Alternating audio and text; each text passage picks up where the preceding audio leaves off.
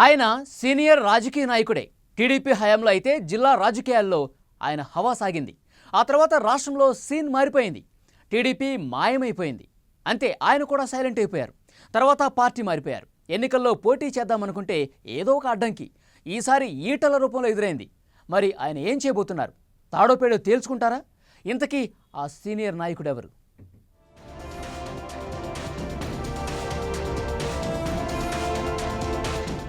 TDP హయాంలో ఓ వెలుగు వెలిగిన మాజీ మంత్రి ఇనుగాల పెద్దిరెడ్డి ఇప్పుడు రాజకీయంగా విచిత్రమైన పరిస్థితి ఎదుర్కొంటున్నారు.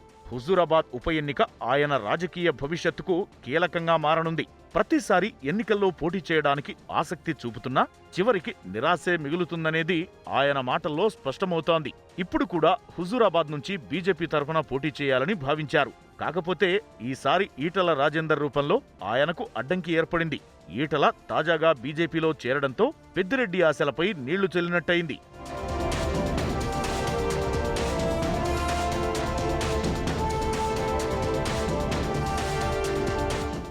రాజకీయ మార్పులతో నియోజకవర్గానికి దూరమయ్యారు పెద్దిరెడ్డి. టీడీపీని వీడి బీజేపీలో చేరారు. మరోసారి హుజూరాబాద్ నుంచి పోటీ చేయడానికి ఎన్నికల కోసం వేచి చూస్తున్నారు. ఈటల వ్యవహారంలో బీజేపీ నేతలు తనతో సంప్రదించకుండానే నిర్ణయం తీసుకున్నారంటూ నిరసన గళాన్ని వినిపిస్తున్నారు. ఈ నేపథ్యంలో ఉప ఎన్నికల్లో పోటీకి ఆసక్తి చూపుతున్న పెద్దిరెడ్డి ఇప్పుడు పార్టీ మారతారనే ప్రచారం జరుగుతోంది.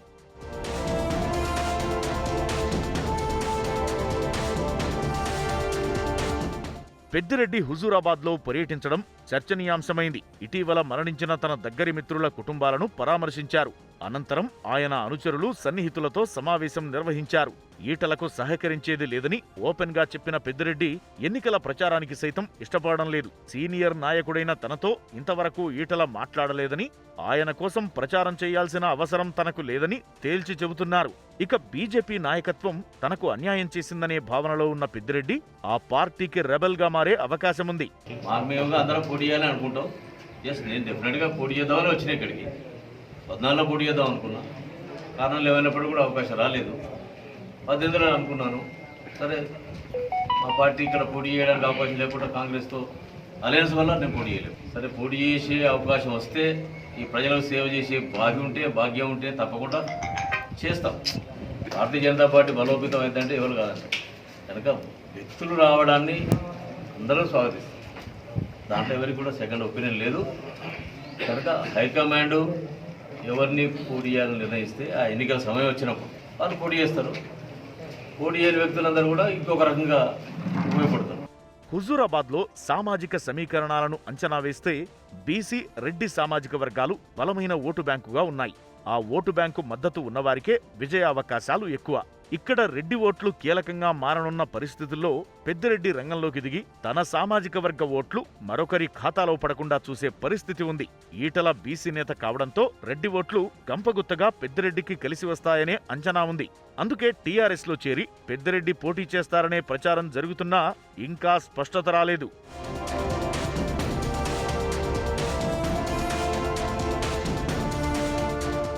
గత ఎన్నికల్లో కాంగ్రెస్ తరఫున పోటీ చేసిన కౌశిక్ రెడ్డి కూడా టీఆర్ఎస్ లో చేరే ఆలోచనలో ఉన్నారని అంటున్నారు. టీఆర్ఎస్, కాంగ్రెస్ పార్టీల నుంచి పోటీ చేయడం కుదరకపోతే స్వతంత్ర అభ్యర్థిగానైనా పెద్దిరెడ్డి రంగంలోకి దిగుతారని అంటున్నారు.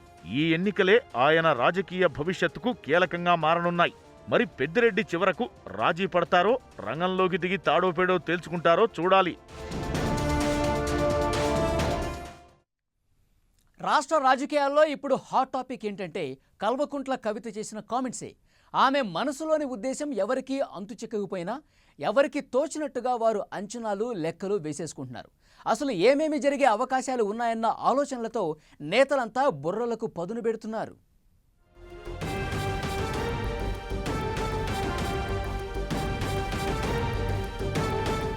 తెలంగాణ రాజకీయాల్లో కల్వకుంట్ల కవిత వేడి పుట్టించారు.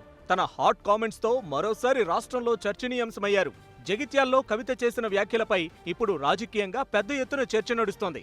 రాష్ట్ర రాజకీయాల్లో భవిష్యత్తులో అనూహ్య పరిణామాలుంటాయని ఆమె వ్యాఖ్యానించడంలోని ఆంతర్యాన్ని ఎవరికి తోచిన రీతిలో వారు అన్వయించుకుంటున్నారు. ఎవరికిష్టమొచ్చిన తీరులో వారు అంచనాలు వేస్తున్నారు.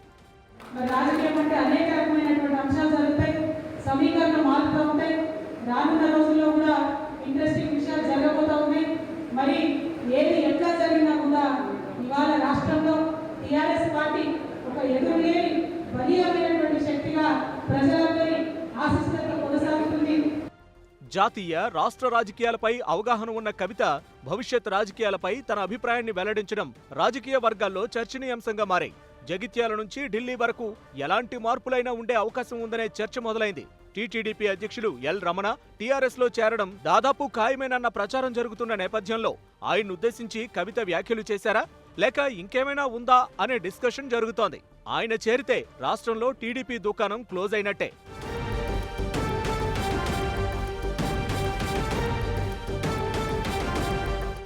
రాష్ట్ర స్థాయిలో పరిశీలిస్తే ముఖ్యమంత్రిగా కేటీఆర్ పదవి బాధ్యతలు తీసుకుంటారన్న ప్రచారం ఎప్పటినుంచో ఉంది. యాదాద్రి ఆలయం పునర్నిర్మాణం పూర్తయితే కేటీఆర్ సీఎం పదవిలో కొలువుదీరుతారేమో అనే ఆలోచనలు అధికార పార్టీ నేతల్లో మరోసారి మొదలయ్యాయి. రాష్ట్ర మంత్రివర్గంలో ఓ స్థానం ఖాళీ కావడంతో ఆ స్థానం మాత్రమే భర్తీ అవుతుందా, మంత్రివర్గ పునర్వ్యవస్థీకరణ ఉంటుందన్న ప్రచారం గత కొద్ది రోజులుగా ఉంది.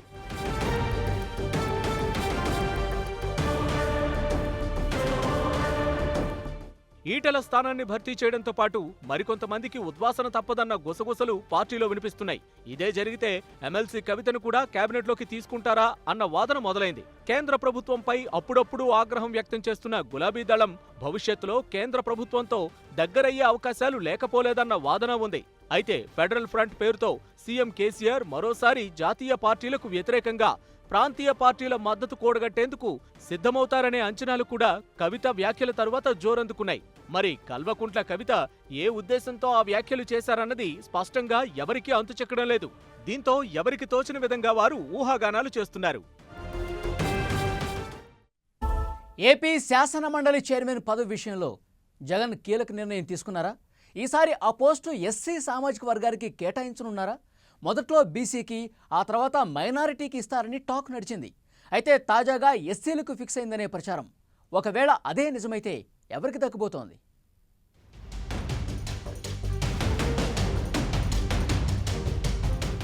ఏపీ సీఎం జగన్ ఓ కీలకమైన నిర్ణయం తీసుకున్నారని టాక్. శాసన మండలి చైర్మన్ గా ఈసారి ఎస్సీకి ఛాన్స్ ఇవ్వాలని డిసైడ్ అయ్యారని చెబుతున్నారు. ఇప్పటి వరకు చైర్మన్ గా ఉన్న టీడీపీ ఎమ్మెల్సీ షరీఫ్ పదవీ విరమణ చేశారు. ఆ స్థానంలో మైనారిటీ నుంచే కొత్తవారు వస్తారనే ప్రచారం నిన్న మొన్నటి వరకు నడిచింది. మైనారిటీ కోటాలో రెండోసారి ఇక్బాల్ పదవి రెన్యువల్ కూడా చేయడంతో ఆయనకే మండలి చైర్మన్ పదవి కేటాయిస్తారని భావించారు. ఈలోపు తాజాగా చైర్మన్ పదవి ఎస్సీ సామాజిక వర్గానికి ఇవ్వాలని నిర్ణయించారనే టాక్ మొదలైంది.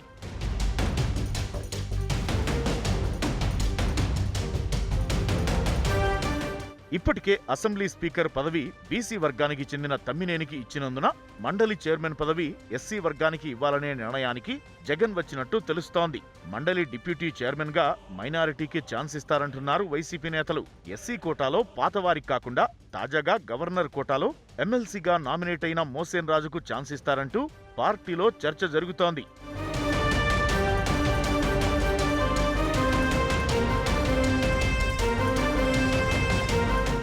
పార్టీలో మొదటి నుంచి ఉన్న మోసేన్ రాజు గతంలో జగన్ ఆదేశాల మేరకు టికెట్ వదులుకున్నారు. ఎస్సీకి ఇవ్వాలని నిర్ణయం తీసుకోవడంతో ఆయన పేరు పరిశీలనకు వచ్చిందని వైసీపీ పెద్దలు చెబుతున్నారు.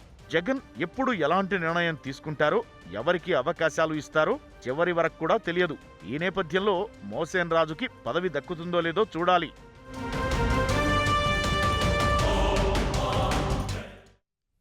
తిరుపతి నగరంపై యువరాజు క్రమంగా పట్టు బిగిస్తున్నారు. తండ్రి రాజకీయ వారసత్వాన్ని పుణిగిపుచ్చుకున్న ఆయన వడివడిగా ముందుకు అడుగులు వేస్తూ పట్టాభిషేకానికి సిద్ధమవుతున్నారు. ఇప్పటికే ఓ చిన్న స్థాయి ప్రజాప్రతినిధిగా గెలిచిన ఆయన భవిష్యత్తులో పెద్ద పోస్టుపైనే కన్నేశారు. వచ్చే అసెంబ్లీ ఎన్నికల నాటికి తండ్రి సీటులో కూర్చునేందుకు ఇప్పటి నుంచే ప్లాన్స్ వేసుకుంటున్నారు. ఇంతకీ ఆ వారసుడు ఎవరు?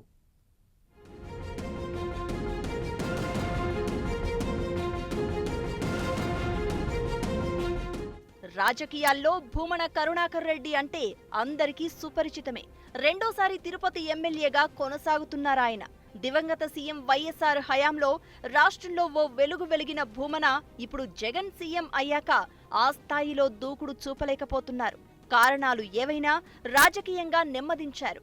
రాజకీయ విమర్శలకు స్వస్తి పలికారు. రాజకీయ ప్రచారానికి దూరంగా ఉంటున్నారు. వచ్చే ఎన్నికల్లో పోటీ చేయబోను అని ఆ మధ్య సంచలన ప్రకటన చేశారు. అప్పటి నుంచే ఎమ్మెల్యే కరుణాకర్ రెడ్డి తనయుడు భూమన అభినయ్ రెడ్డి పేరు ప్రముఖంగా తెరపైకొచ్చింది.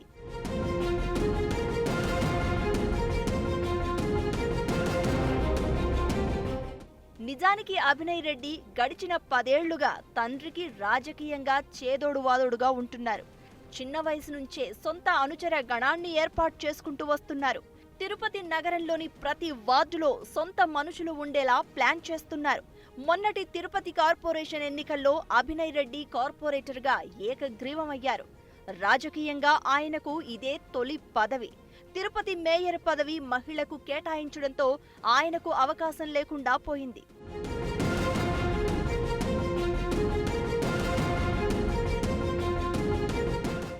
అభినయ్ రెడ్డిని డిప్యూటీ మేయర్ని చేయాలని తొలుత నిర్ణయం తీసుకున్నారు. అయితే తండ్రి ఎమ్మెల్యే, కుమారుడు డిప్యూటీ మేయర్ అంటే ఏమైనా రాజకీయ విమర్శలు ఎదుర్కోవాల్సి వస్తుందనే భావనతో డిప్యూటీ మేయర్ పదవి వద్దనుకున్నారు. మరో వ్యక్తికి డిప్యూటీ మేయర్ పదవిని కట్టబెట్టారు. రెండో డిప్యూటీ మేయర్ పదవిని ప్రభుత్వం సృష్టించడంతో మరోసారి అభినయ్ రెడ్డి పేరు తెరపైకి వచ్చింది. ఈ దఫా ఆయన డిప్యూటీ మేయర్ కావడం ఖాయం అంటూ నగరంలో జోరుగా ప్రచారం జరుగుతోంది.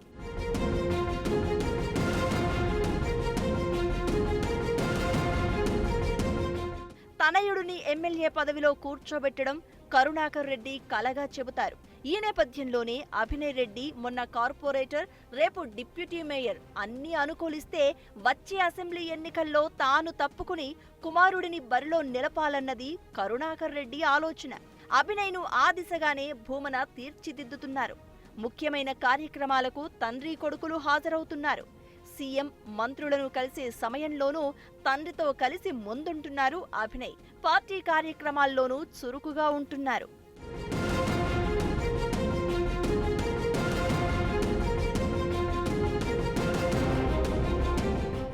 తండ్రి ఆలోచనకు అనుగుణంగానే అభినయ్ రెడ్డి సైతం పనిచేస్తున్నారని పార్టీలో అనుకుంటున్నారు. తిరుపతి నగరంపై క్రమంగా పట్టు సాధిస్తున్నారు. రాజకీయంగా, పాలనాపరంగా మరింత అవగాహన పెంచుకునేందుకు అభినయ్ రెడ్డి ప్రయత్నిస్తున్నారు. అంతా అనుకున్నట్టు జరిగితే వచ్చే అసెంబ్లీ ఎన్నికల్లో ఈ యువరాజుకు పట్టాభిషేకం చేయడం ఖాయమంటున్నారు. మరి చూడాలి ఈలోపు ఏం జరుగుతుందో. హుజూరాబాద్ ఉప ఎన్నికలు రాజకీయ రంగులను అటునుంచి ఇటు, ఇటునుంచి అటు మార్చేస్తోంది. నేతలు పాత పార్టీ కండువాలను మడతపెట్టి కొత్త పార్టీ కండువాలపై మక్కువ చూపిస్తున్నారు. తమ భవిష్యత్తును మార్చుకునేందుకు సిద్ధమవుతున్నారు. కాంగ్రెస్ పార్టీ తరఫున పోటీ చేసిన ఆ నాయకుడు ఈసారి అధికార పార్టీ టికెట్ కోసం మంతనాలు సాగిస్తున్నారు. కాంగ్రెస్ నేతల ఆగ్రహానికి ఇది కారణమవుతోంది. మరి ఆయన ప్రయత్నాలు నెరవేరుతాయా, లేక రెంటికి చెడ్డ రేవడైపోతారా?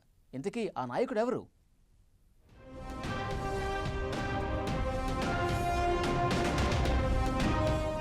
రాజకీయాల్లో అటువారిటు ఇటువారటు వెళ్లడం, వేరువేరు పార్టీల తరపున ప్రత్యర్థులుగా తలపడిన వారే ఆ తరువాత పార్టీలు మారి పోటీ పడటం మామూలే. ఇప్పుడు హుజూరాబాద్లో కూడా అలాంటి పరిస్థితే ఎదురయ్యే అవకాశాలున్నాయి. కాంగ్రెస్ పార్టీ అభ్యర్థిగా గత ఎన్నికల్లో పోటీ చేసి ఓటమి పాలైన పాడి కౌశిక్ రెడ్డి మరోసారి తన అదృష్టాన్ని పరీక్షించుకోబోతున్నారు. మాజీ మంత్రి ఈటెల రాజేందర్పై పోటీ చేసి ఓడిన కౌశిక్ రెడ్డి ఎలాగైనా ఈ ఉప ఎన్నికల్లో విజయం సాధించాలనే లక్ష్యంతో ఉన్నారు. మరి ఈసారి కాంగ్రెస్ పార్టీ తరపున పోటీ చేస్తారా, లేదా పార్టీ మారతారా అనేది ఆసక్తిగా మారింది.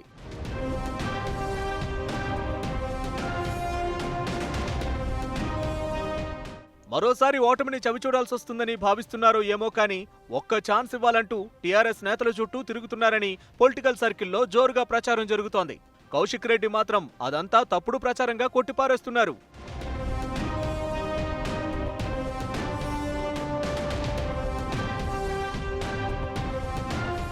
దుబ్బాక ఉప ఎన్నికలు కాంగ్రెస్ పార్టీకి కోలుకోలేని షాక్ ఇచ్చినట్లయింది. చాలా మంది నేతల రాజకీయ భవిష్యత్తును తలుచుకుంటూ ఆందోళన చెందుతున్నారు. భవిష్యత్ పరిణామాలను అంచనా వేసుకుని కౌశిక్ రెడ్డి టీఆర్ఎస్లో చేరడానికి ఆసక్తిగా ఉన్నట్లు తెలుస్తోంది. ఇప్పటికే టీఆర్ఎస్ వర్కింగ్ ప్రెసిడెంట్ ను కలిసిన ఫోటోలు వైరల్ కావడంతో కాంగ్రెస్ నాయకులు ఆగ్రహం వ్యక్తం చేస్తున్నారు. రాజ్యసభ సభ్యులు కెప్టెన్ లక్ష్మీకాంతారావు, సంతోష్ కుమార్లను కౌశిక్ రెడ్డి కలిసినట్లుగా ప్రచారం జరుగుతోంది.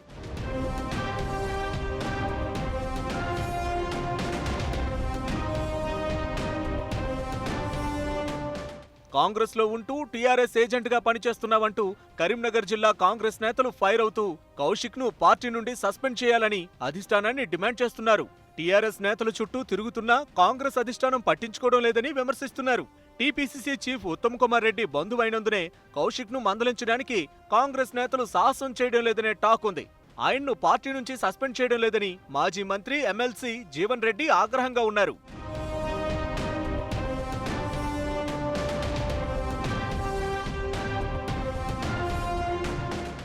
ఉప ఎన్నికల్లో బీజేపీ తరపున ఈటెల పోటీ చేయడం పక్కా.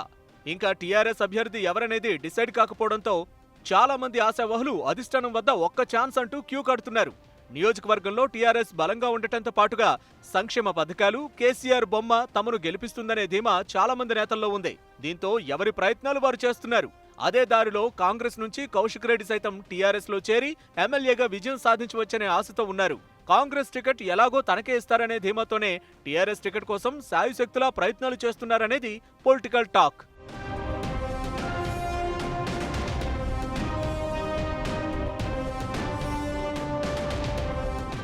కౌశిక్ రెడ్డి పార్టీ మారితే ఆయన వ్యవహార శైలితో ఇబ్బంది పడాల్సొస్తుందని టీఆర్ఎస్ నేతలు అంటున్నారు. పార్టీలో ఉన్న వారికి టికెట్ ఇస్తే సహకరిస్తాం గానీ కొత్తగా చేరిన వారికి ప్రాధాన్యం ఇస్తే మాత్రం కష్టమేనని భావిస్తున్నారు. దీనిపై టీఆర్ఎస్ పార్టీ అధిష్టానం ఎలాంటి నిర్ణయం తీసుకుంటుందో చూడాలి. ఇది ఇవాల్టి political punch. Keep watching 10 TV, జనం కోసం నిజం కోసం.